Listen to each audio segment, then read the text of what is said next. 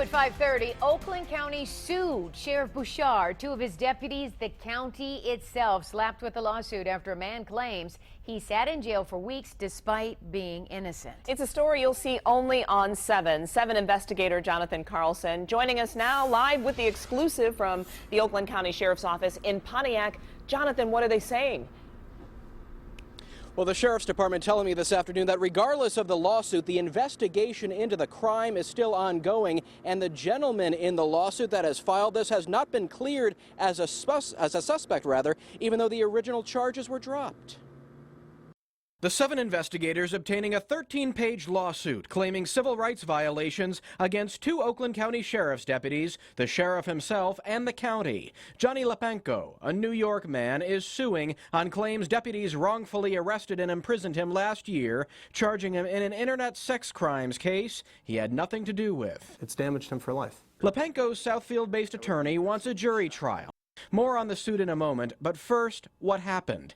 It was March of last year when a 14-year-old girl at Oxford High School in Rochester told deputies her cell phone had been hacked. Nude photos were on that phone, and someone in internet chat room Kick claimed to have the photos and threatened their release unless she sent more photos of herself until she turned 21.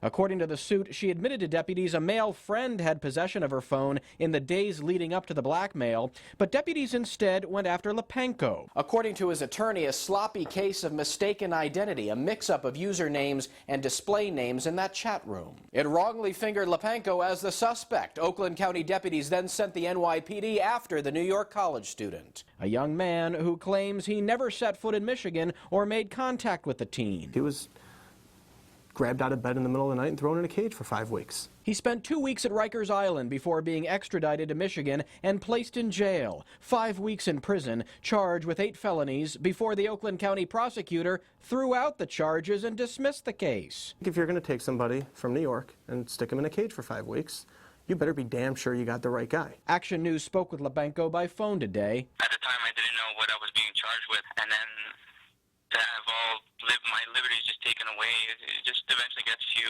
When he was eventually cleared of any crime? Literally, I felt like this whole weight just come off my shoulder. Is this a harmless error? Absolutely not, because this ruined somebody's life. Now back to the investigation into the crime. I've also learned that investigators believe who's ever responsible for blackmailing that girl may have done it other times before. But again, nobody has been cleared in this case, investigators here tell me. This is an ongoing investigation. We're live for you in Pontiac. I'm Jonathan Carlson, 7 Action News. So where does this case go from here? And is he still considered a suspect until he's completely cleared of all charges, Jonathan?